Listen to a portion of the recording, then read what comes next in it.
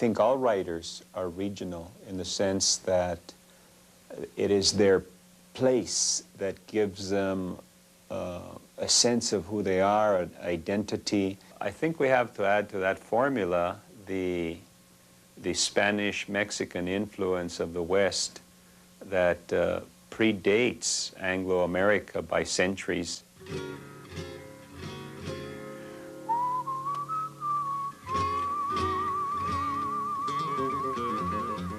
Frank Dominic is a multimillionaire who lives in Albuquerque and has great plans for it. He wants to build canals throughout the downtown area, gambling casinos. Dominic tapped the steering wheel as he sat at the stoplight at Rio Grande and Central. This was Old Town, La Plaza Vieja, the center of old Albuquerque. The place was an important tourist attraction with its plaza, the old San Felipe de Neri church, shops and restaurants, and already the Old Town merchants were complaining about Dominic's plan. They claimed they would lose business if the canal system bypassed them. Hell, he would triple their business. He, Francisco Dominic, would create the new Albuquerque. Abran is the main character of the novel, a young man who's talented as a Golden Gloves boxer, and Frank Dominic takes him under his wing and tries to use him. Abran gritted his teeth and his hands clenched the steering wheel until his knuckles turned white. "Damn you, Dominic," his cry echoed in the dark. He started the car and drove down Edith towards Central. Homeless people wandered up and down the street, looking for shelter for the night, looking for the safety of the underpass where they could huddle in their cardboard boxes. Homeless people I haven't seen before, Abran thought. Why? Were they waiting for Dominic to offer his pie-in-the-sky plan? It was crazy. Dominic didn't give a damn about these people. Nobody did. They were, like Abran, shadows without hope. The people on the street had lost in love, lost jobs, lost their health, lost respect. They were shadows you didn't see until you felt loss. I think writing is a very strict discipline. You have to go to your work like anybody else goes. You also have to, in a sense, meditate on what you're doing, enter the world you're creating.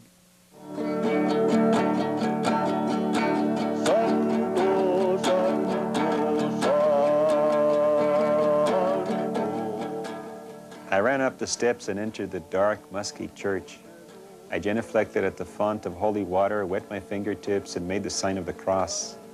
The lines were already formed on either side of the confessional, and the kids were behaving and quiet. Each one stood with bowed head, preparing himself to confess all of his sins to Father Burns.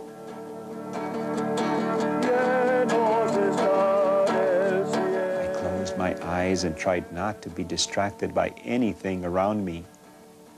I thought hard of all the sins I had ever committed, and as I said many prayers as I could remember, I begged God forgiveness for my sins over and over, but I was not satisfied.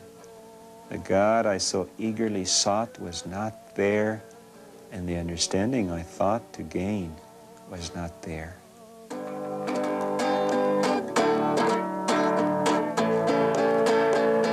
I have had more priests recommend Bless Me Ultima to their congregations and to people than any other group, probably. Because if you're sincere about faith, then you know that there is always crises that comes when one tries to achieve faith.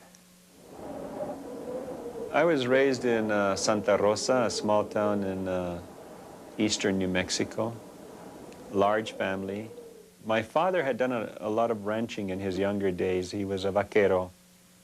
One of the things that I remember about my childhood is that somehow I never missed not having things. Life was very rich, even though in terms of money it couldn't be measured. It was not rich at all. In Bless Me Ultima, Antonio opens up his mind, which is what Ultima does. And what she represents is, I would say, a kind of Native American guide for him, a mentor. So whereas before he's had the teachings of the Catholic religion and whatever it had to do with Western civilization, now he sees his indigenous roots, which are Native American. Now it is up to Antonio to create a synthesis to bring those together. Ultima came to stay with us the summer I was almost 7. When she came, the beauty of the llano unfolded before my eyes. My bare feet felt the throbbing earth and my body trembled with excitement. I stepped forward and took Ultima's hand. Antonio, she smiled. Then I felt the power of a whirlwind sweep around me. Her eyes swept the surrounding hills, and through them, I saw for the first time the wild beauty of our hills and the magic of the green river. The granules of sand at my feet and sky above me seemed to dissolve into one strange, complete being. And with Ultima came the owl. Its soft hooting was like a song. Its song seemed to say that it had come to watch over us. I knew that those hills cradled the mysterious hidden lakes, but I had never been there. It was a beautiful spot.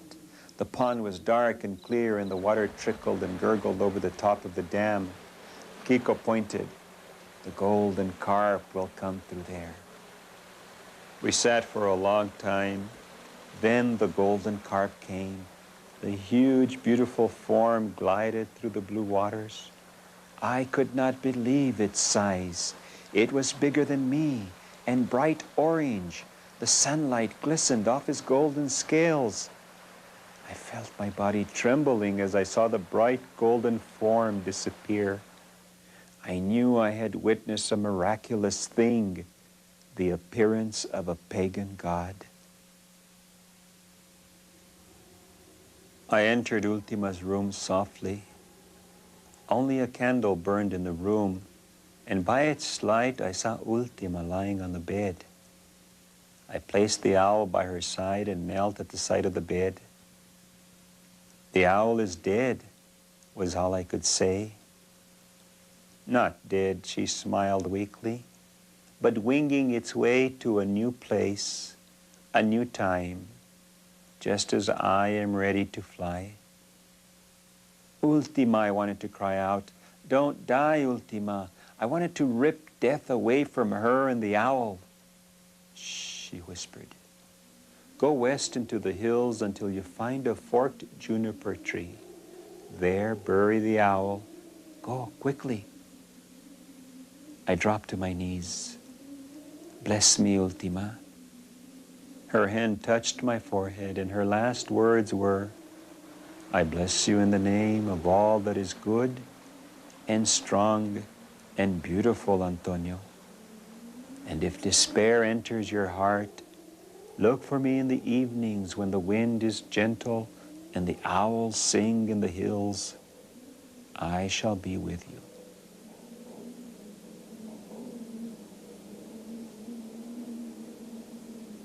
The spirit of those places where we can be rejuvenated, regenerated, and understand our spiritual connection to the earth have to be preserved. And the developers of the West don't understand that.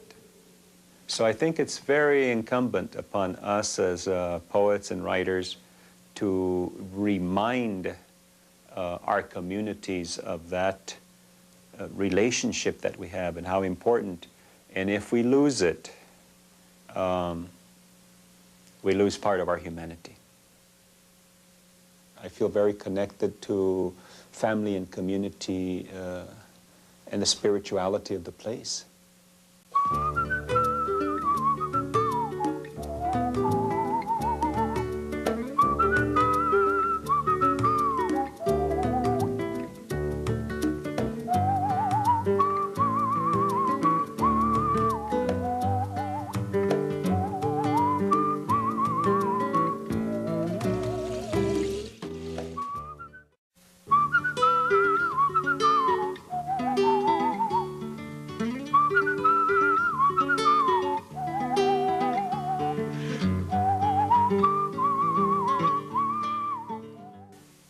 think all writers are regional in the sense that it is their place. If the canal system bypassed them, hell, he would triple their business. He, Francisco Dominic, would create the new Albuquerque. Abran is the main character of the novel, a young man who's talented as a Golden Gloves boxer that gives them a sense of who they are, an identity. I think we have to add to that formula the Spanish-Mexican influence of the West that predates Anglo-America by centuries.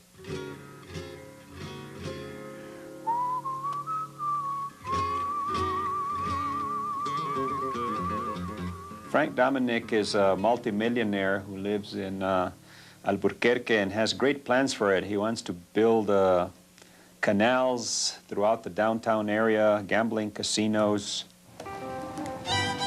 Dominic tapped the steering wheel as he sat at the stoplight at Rio Grande and Central. This was Old Town, La Plaza Vieja, the center of old Albuquerque. The place was an important tourist attraction with its plaza, the old San Felipe de Neri church, shops and restaurants, and already the Old Town merchants were complaining about Dominic's plan. They claimed they would lose business.